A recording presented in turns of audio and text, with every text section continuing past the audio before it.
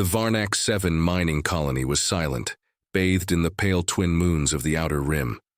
It was a conquered silence, the kind enforced by the presence of orbiting dreadnoughts and the constant hum of atmospheric stabilizers seeded by the Galactic Empire's terraforming teams.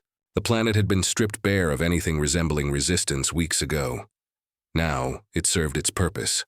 Extractive operations, resource refinement, and symbolic occupation. A reminder to others. High Strategist Kelvor stood at the observation deck of the command tower, arms folded behind his back, posture perfect, thoughts as measured as the data scrolling across the embedded console at his side. Below him, orderly grids of subservient species worked beneath the glow of plasma lanterns, drilling deep into Varnak's crust for thorium-rich veins. Efficiency had improved by 14% since the last rotation. The numbers were good. He approved of good numbers. He spoke without looking away from the viewport. Status on Earth's compliance metrics. The adjutant, a four-armed Prail interpreter drone, chirped softly before responding. No resistance observed. Local governments remain fractured, civil infrastructure compromised from internal decay. Their silence remains absolute. Kelvor allowed himself a dry, satisfied exhale. Expected, they broke themselves before we arrived. It was to him a textbook campaign. Soft incursion through economic disruption, coordinated strikes on lunar outposts, a show of force in the Jovian system. Then, the sterilization of Antarctica, remote, symbolic, effective. Earth hadn't fired back, hadn't even spoken. In his mind, the absence of a response confirmed their place beneath the Empire's boot. Fragile, predictable. He had filed them away as another species too young to matter. The console chirped. Not a routine alert. The lights overhead dimmed for a fraction of a second. Kelvor frowned. Report. Unscheduled orbital entry, the drone said, its tone unusually hesitant. Vessel unknown. No transponder. No known signature in archive. Kelvor turned from the viewport, his eyes narrowing. Show me. A hologram shimmered to life beside him. The craft was angular, crude, irregularly shaped. It tumbled through space like debris, but its trajectory was precise, targeted. It wasn't falling. It was being aimed. Dozens of smaller points detached from its hull, scattering like shrapnel toward Varnak's surface. They're deploying drop pods, the drone said. Multiple vectors, estimated groundfall in under 60 seconds. Kelvor tapped a control surface. Scramble security drones, seal off the core grid, lock down atmospheric access ways. The drone hesitated. Sir, these are not standard pods. Their heat signatures vary. Internal compositions do not match each other. No uniform deployment structure. Kelvor processed that. The implication was distasteful. They're improvising? He muttered, more to himself than the drone. Who improvises an orbital assault? The first pod struck the surface. It landed with a shriek of ionized stone and molten alloy. Dust erupted in a halo, blanketing the tower's eastern flank. The blast radius had been controlled, calculated. When it cleared, a single figure stood in the crater, humanoid armored in matte black plating. No insignia, no broadcasted threat, just a patch on the chest half obscured by grit. The cameras enhanced and translated. Spectre 7, Kelvor blinked. He hadn't seen that designation before. No mention in Empire records. No linguistic trace. Send. 2 drone squads, he said. Sir, now. The observer feed tracked the figure as it moved. Not rushed, not cautious, confident, direct. A second pod hit, kilometers away. Then a third, fourth. The impact zones formed no discernible pattern but their distances. They were all equidistant from the command tower. Sir, the drone's voice wavered. We now count 114 pods. Kelvor stared. That's not an assault. That's an envelope. Inside the crater, the figure looked skyward, not as a reaction, but as acknowledgement. Then the feed went dead. One of the guards staggered backward, blood spraying from a thin line across his helmet before his body collapsed in pieces. The drone squad's telemetry spiked. Explosions, interference, static. Moments later, the channel blinked out. Kelvor clenched his jaw. Have the pods been traced to Earth? No signal bounce. The main craft may have jumped from a fold space insertion, but our field drives can't track that deep inside gravity wells. Then this was deliberate. A stealth deployment, coordinated to occur inside our sensor blind spot. The implications shifted in his mind like tectonic plates. No species had ever deployed troops directly onto an imperial terraformed zone without detection. Certainly not without field loss. Yet here they were. No signal, no noise. Just a soldier in matte black, armor standing in their core operation site, and not retreating. The fourth wave of pods struck. These came faster, denser. Explosions tore through the lower districts. Not random. Localized EMPs shorted out support grids but left the mining infrastructure untouched. Civilian species ran for shelter, though. They hadn't been targeted. This wasn't conquest, it was message delivery. A message only Kelvor hadn't yet received. Where's their fleet? He snapped. A deployment of this scale requires carrier support. We'd detect it. No fleet visible in system, the drone said. But we're now picking up phase anomalies within the lower stratosphere. Kelvor turned, suddenly. Cold, you're saying their reinforcements are inside the atmosphere already? The drone didn't answer. Far beneath them, inside the tower's perimeter, the lone armored figure raised one hand. Not a weapon, not a signal. It was waving. Kelvor felt a prickle of something foreign in his chest. Not fear, not yet. But something, like the edge of it. He didn't like its texture. The command channel flared again, human transmission. The voice was rough, distorted, filtered through layers of signal scrambling, but intelligible. American accent, confident. You took Mars. You sterilized the poles. You thought we'd come at you like every other species. Front lines, treaties, retaliation. A pause. You've read our history. But you don't understand it. Kelvor stared at the transmission, unmoving. You didn't defeat Earth. The voice continued. You distracted it. The feed cut. At that same instant, the tower shuddered. A localized impact struck its base, not enough to breach structure, but enough to destabilize sensors. Light panels flickered. A high-pitched tone rang through the atmosphere, barely within hearing range. The drone collapsed, legs folding like a marionette with cut strings. Kelvor looked down. All over the colony, autonomous systems were failing, units going dark, stations blacking out, human interference coordinated, timed to a precise second. No species should have had that kind of observational window. No strike group without support could have executed something that cleanly. It wasn't warfare. It was demonstration. He pulled up the incoming report stream. One word repeated through every damaged channel. Sometimes spray-painted onto walls. Sometimes broadcast through hijacked screens. Spectre. Have they made contact with any of our officers? He asked. No confirmed engagements, said the secondary drone, newly activated. But command posts are being abandoned. Voluntarily. Kelvor's voice tightened. You mean they're retreating? The drone paused. Sir, some are surrendering without a fight. His chest constricted again. Doubt whispered like static beneath his thoughts. He activated a channel to the Empire's closest orbital fleet. Already en route with reinforcements. The connection crackled, finally resolving to an admiral's familiar face. Varnak is under attack, Kelvor said sharply. Not by a fleet, by a strategy. The admiral's mandibles clicked. By whom? Kelvor didn't answer immediately. He turned back to the viewport. On the horizon, thin trails of smoke marked every pod's landing site. Each was a pin stuck into the skin of Empire dominance.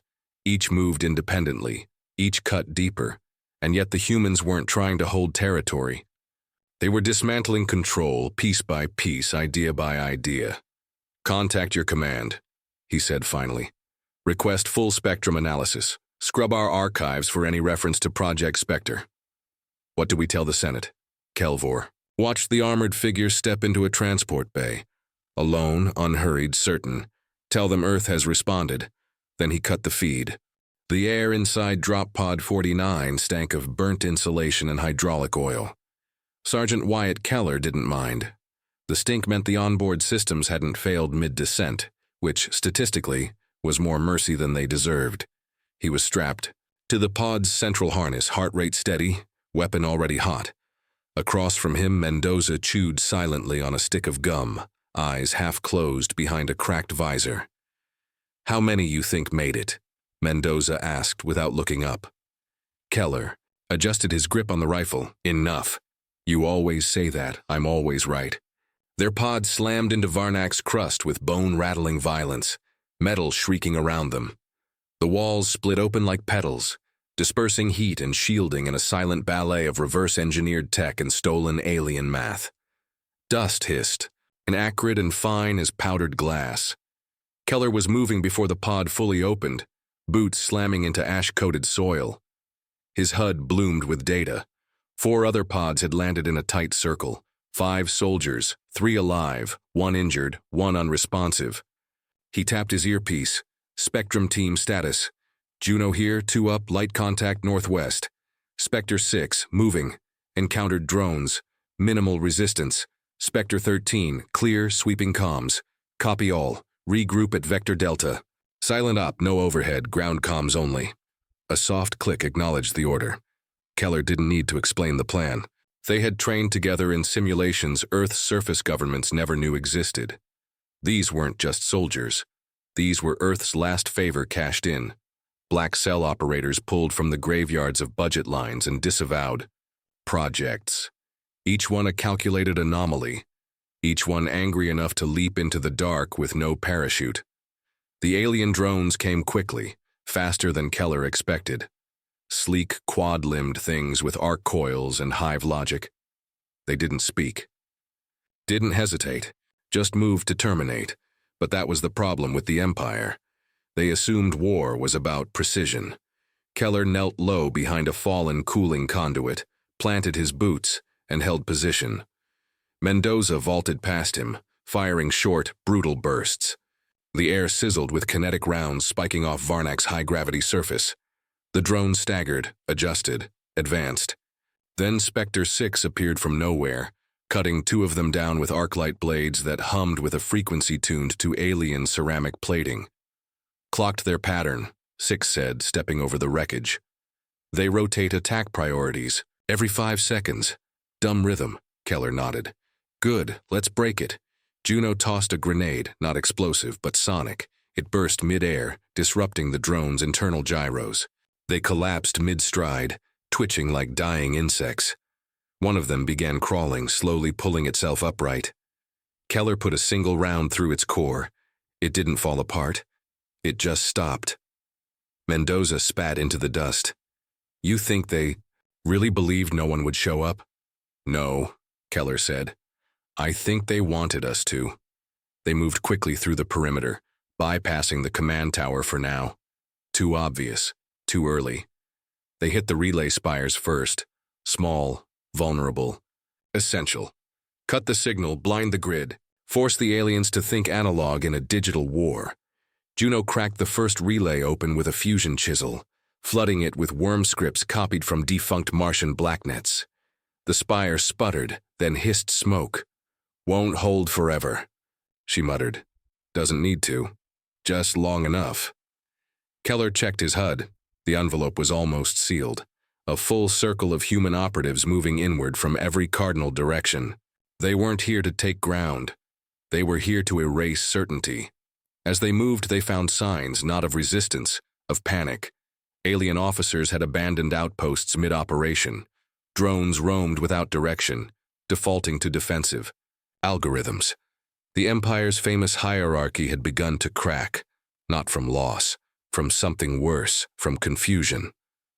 At Relay Spire 7, Keller found a data core still running. It had a fragment of recorded footage from a command center deeper inside. The colony. He patched it through.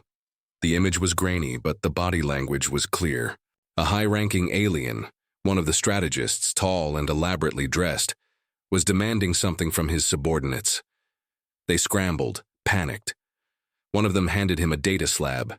He looked at it, then paused. And in that pause, Keller saw the first tremor. The strategist sat down, as if the act of seeing the data had drained something vital. His mandibles twitched once, then twice, then nothing. Mendoza leaned in. What did he see? Juno answered before Keller could. Us. She wasn't. Being dramatic. The records they'd embedded in the Empire's information network months ago. Disinformation, hints, faked documents, glimpses of Spectre units with kill counts too large to be real, stealth raids no one could verify, had grown roots. Now, the Empire was harvesting the fruit of that paranoia. They didn't know what was real, and in that fog, even a whisper could become thunder. The next hour was brutal. They moved in silence, took down relay towers, disrupted geothermal vents, powering the drones, hacked 3 maintenance crawlers and turned them into mobile jammers. Keller didn't allow rest. The faster they moved, the less time the enemy had to process. But even Keller was surprised when Spectre 13 reconnected with a short-range burst. We just raided an officer holdout. Intel. No, just strange. Keller frowned. Define strange. Aliens inside, no weapons drawn, didn't even resist.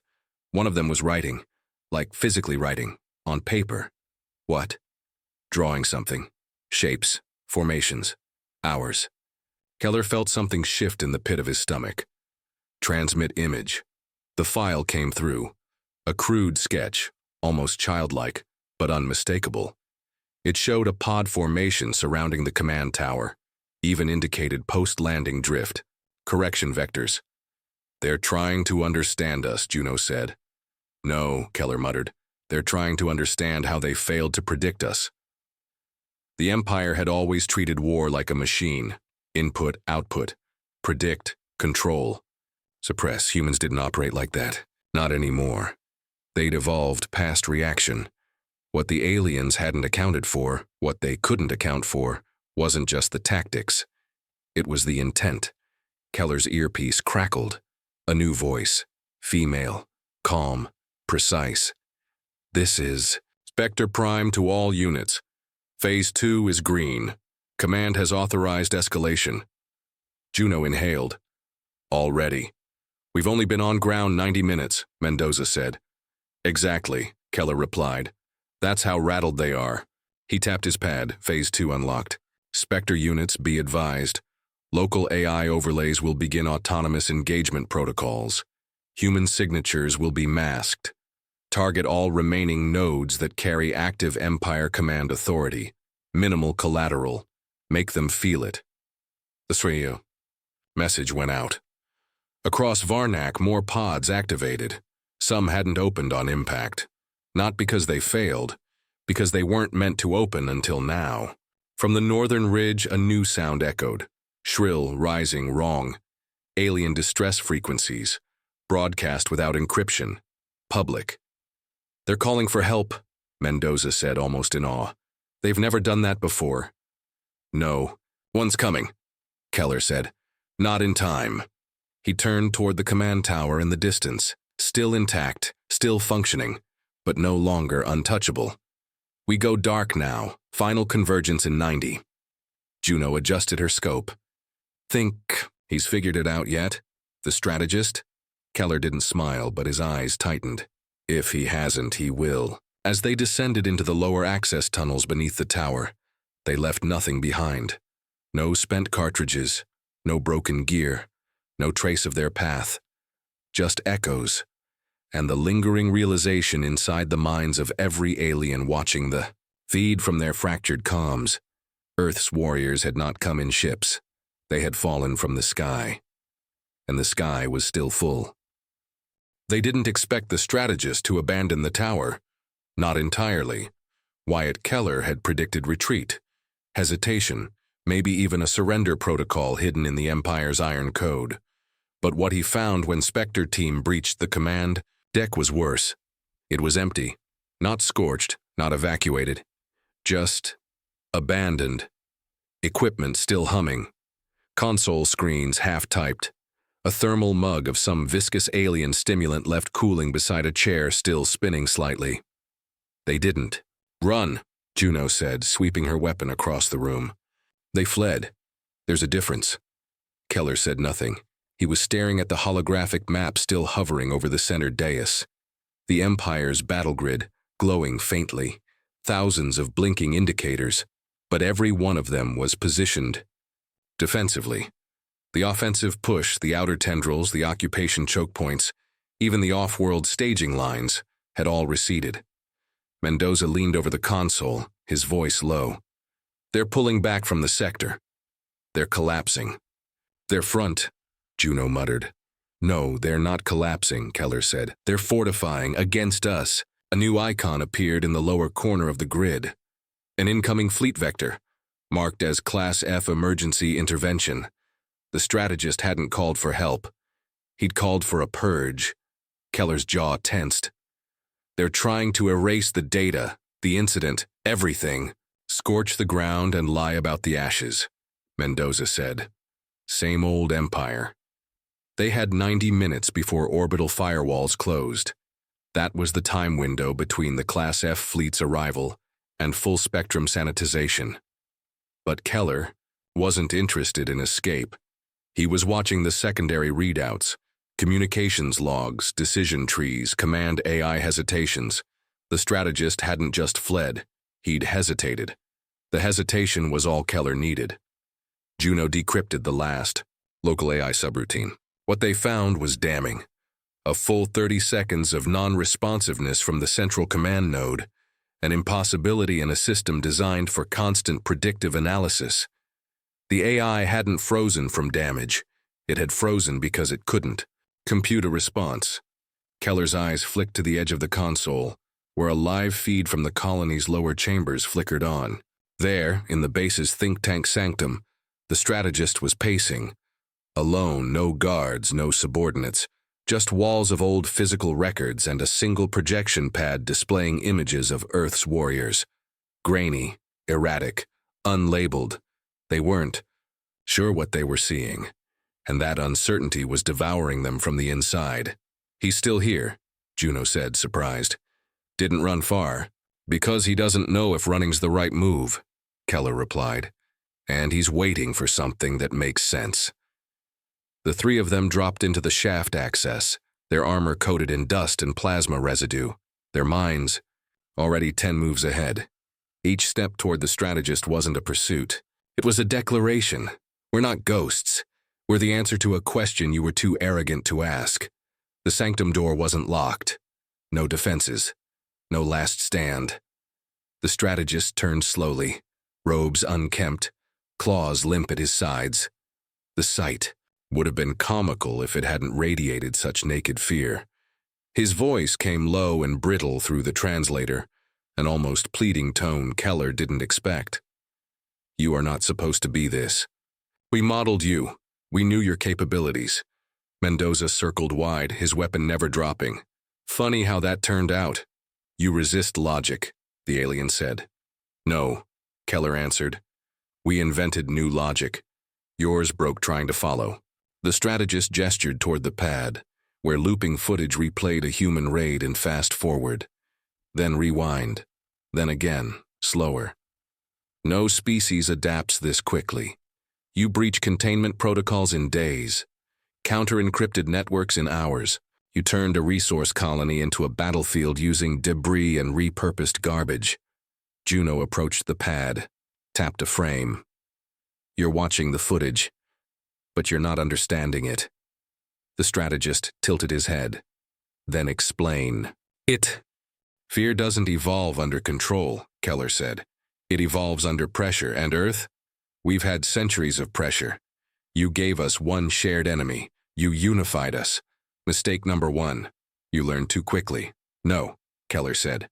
"You just assumed we wouldn't. That was mistake number 2. You abandoned the laws of escalation," the alien hissed. "There is a rhythm to conquest." Keller stepped closer. "And there's a rhythm to failure. Yours just started." "Playing." The strategist leaned heavily against the wall, mandibles twitching erratically. He looked old now, ancient, like a fossil watching the asteroid fall. "You've become something else," he whispered. Keller didn't respond. He didn't need to. Above them, the colony shook. Spectre units had begun triggering internal collapses, not through brute force, but through subtle sabotage. Overloaded coolant systems, reversed field emitters, reprogrammed maintenance bots tearing out vital fiber links. The colony would stay intact just long enough for the Empire's purge fleet to arrive and discover nothing worth sanitizing. The strategist slumped to his knees. "You will doom more than this colony. The others will respond. The core will adapt." "No," Keller said, "they'll hesitate like you did." Juno stepped forward, holding a tiny black disc between two fingers. She set it on the pad. The strategist's eyes widened. Not because of what it was, just a device, because of what it represented. An unknown, unlabeled, uncatalogued, a vector of chaos. "You're not at war with a species," she said. "You're at war with uncertainty." The strategist said nothing. His limbs trembled slightly. The pad lit up again, unprompted, displaying a human child holding a wooden toy shaped like a drop pod. The strategist stared, eyes wide. "You're teaching them this," he whispered. "You think we're dangerous now," Mendoza muttered. "Wait until you see the ones who grew up under this sky." Keller checked his timer. 12 minutes until Class F insertion. He looked down at the strategist one last time. "This was never about victory," he said. "It was about the message. You thought no one would come." He paused, letting the silence settle. "But we were already here." They left the strategist alive. Not out of mercy, out of calculation. Because Keller understood the human weapon better than anyone, the most devastating force Earth ever created wasn't a bomb. It was doubt. They ascended the shaft in silence, reconnecting with Spectre units as they moved. The tower's structure groaned under collapsing supports, but held just long enough to facilitate their exit vectors. Outside, the air shimmered with heat signatures from dormant drones. None moved. Spectre Prime's voice filtered through on the burst channel. "Command confirms exfil window is sealed. Primary objective complete. Secondary package? Delivered in person," Keller replied. "Understood. Tertiary." He glanced at the skyline, now glowing faintly as the Empire's fleet began descent. They'll get the picture. When the humans vanished into the storm again, the Empire was left with ruins, silence, and questions. Questions that no longer had answers in any of their databases. And a single strategist who couldn't stop watching the recording of a child with a wooden drop pod. He played it again. Then again, because somewhere in that image was something he'd missed. A pattern he couldn't break, a variable he couldn't quantify, a future he couldn't control. And for the first time in his long and meticulously structured existence, he felt cold. The Empire's fleet arrived to silence. Not defiance, not fire, just the cold vacuum of aftermath. Their arrival formation broke into overlapping sweeps, scanning for active resistors, power signatures, and human corpses. What they found instead was an empty husk of a colony, carved from the inside like a spider had crawled in and died. No transmissions, no survivors, no evidence of organized military presence. Yet everything felt tampered with. Commanders aboard. The lead dreadnought analyzed the structural degradation with clinical detachment. Internal reactors had shorted in improbable configurations. Environmental stabilizers had reversed polarity and synchronized collapse. Support beams reinforced. With tritanium had snapped at mathematically perfect stress points. It looked like sabotage, but not by any known enemy. Not with this level of insight. The report that filtered back to High Directive wasn't marked with urgency. It was marked with confusion. Their strategist was recovered near the colony's central sanctum, still breathing, unharmed and silent. He didn't acknowledge the medtechs, didn't resist the extraction team. He merely stared at a projection pad still clutched in his claws, looping a 10-second video endlessly. A human child holding a model drop pod. The strategist spoke only once during transport. "They are not what we calculated. The fleet commander didn't report that." Back on Earth, Keller stood under the storm canopy near Spectre Command's mobile uplink node. The operation had been filed as a black-grade success. The official language sanitized it into footnotes. Minimal casualties, critical asset secured, enemy psychological profile destabilized. But those words meant nothing to him now. The mission had never been about the colony. It was about piercing the lie. For years, Earth had been told it was alone, that when the sky opened and the stars bled empire, the only rational response was surrender. Earth didn't surrender. It adapted, not just technologically but conceptually. Earth had stopped thinking in terms of victory and started thinking in terms of messaging, of contamination. Humans didn't need to win every battle, they just had to infect every system they touched with unpredictability. Mendoza approached from the West Ridge, helmet off, sweat mixing with the rain. High comms rattled, he said. They want to pull us back, reassess. They're scared, Keller replied. Of what? Of what happens when the Empire starts to believe the myth. Which one? Keller didn't answer. He didn't need to. Juno activated the uplink's main console, sending encrypted pings into the void. Not for reinforcements, for calibration. Earth's outer satellites had gone dark for 5 minutes shortly after the purge fleet arrived. Not a malfunction. A test. During that blackout, a dozen Spectre nodes had seeded ghost signals through Empire frequencies, encrypted messages that weren't just static. They were taunts. Come find us. Come understand us. Come try to contain us. By the time the blackout lifted, Empire data nexuses across 4 sectors had been infected with pseudo-coherent fragments, human quotes, false coordinates, and one phrase. Repeated in over 100 alien dialects. You thought no one would come. Within hours, panic protocols had activated across multiple command clusters. Not full-blown evacuations, just a new behavior Earth had learned to spot. Hesitation, that fractional pause before orders were issued. The micro-delays in AI decision trees. Strategic second-guessing where there used to be ruthless efficiency. The cracks were spreading. The core, it turned out, was not immune to fear. Keller stared at the encrypted readout of the strategist's mental state, extracted by high-orbit telemetry scan. It was filled with terms no one in Spectre fully understood. But one line stood out. Self-integrity loop degraded by recursive observation of anomalous vectors. He was breaking down, not from pain, from not knowing. Mendoza pulled a ration bar from his side pouch, bit off a chunk. So what now? We wait for them to regroup? No, Keller said, we don't wait, we escalate. How? We stop being a threat, Mendoza frowned.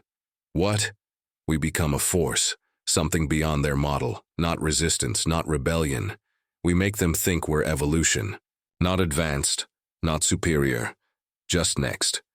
You think they'll believe that? They already do. That's why they're not attacking. They're observing. Juno adjusted the uplink settings, initiating a deep field signal relay, not to High Command, not to Spectre Central, but to a listening post Earth hadn't officially acknowledged, buried under Martian basalt, rigged to intercept only one thing: galactic-level anomaly spikes. They had received 3 in the last year, all originating far outside Empire jurisdiction, all ignored. Until now. Someone else is watching, Keller said. Mendoza chuckled dryly. You think the Empire's our biggest problem? No, Juno said. I think they were just the first ones to knock on the wrong door. The relay pinged. Connection established. The data packet was simple, no demands, no signatures, just 3 words. We are awake. Keller read it once. Then again. His pulse didn't change. His stance didn't shift. But something in his eyes flickered. Something that wasn't there before. Was that us? Mendoza asked. No. Then who? Juno smiled faintly. Maybe the next species they underestimated. Across the galaxy, within a fortress world known only in whispers as the Core Bastion, the Empire's supreme cognate reviewed the data. He did not emote, did not react. His mind operated across 6 simultaneous consciousness streams. But in each stream, a single variable now repeated in chaotic permutation: Earth. What had begun as a backwater conquest had mutated into a systemic threat. Not militarily, psychologically, philosophically. Human behavior didn't scale. It spiraled. They were not just breaking rules. They were rewriting the very logic of interaction. And they had done so without exceeding their technological tier. A species that shouldn't have survived first contact had now inverted the power structure without matching firepower. That wasn't evolution. That was anomaly. And anomalies had to be either controlled or erased. The Supreme Cognate issued a new directive, not for war, for understanding, because annihilation was meaningless without comprehension. In the shadows of collapsing certainty, Earth had introduced something far more corrosive than rebellion. Curiosity. On Earth, in the Spectre command tent, Keller studied the response metrics. Empire patrols were no longer sweeping. They were observing from distance. Their drone algorithms had shifted to data collection, long-range optics, passive telemetry. They weren't hunting. They were watching. Keller leaned back. They're afraid of what will become. Mendoza grinned. Good. No, Keller said. Not yet. He stood, motioned for Juno to bring up the strategic holotable. The map of galactic sectors bloomed to life. Earth was a blinking dot, tiny, insignificant. Keller zoomed out, then out again, dozens of sectors, hundreds of star systems. Now we show them, he said, what fear really looks like. And as the display shifted, highlighting potential, vectors of influence, Keller spoke the final words that would define the next era of human expansion. We don't conquer planets. We conquer expectations. Because the Empire had made a single, fatal mistake, they thought Earth was a place, but Earth was an idea, and ideas couldn't be bombed. They spread. In the end, the Empire wouldn't fall to warheads or invasions. It would fall to wonder, to the question no strategist could silence. What else were they wrong about? And by the time they found the answer, Earth's warriors would no longer be falling from the sky. They'd already be there, waiting, watching, building. Something the galaxy wasn't ready for, the next stage, and it wouldn't be theirs.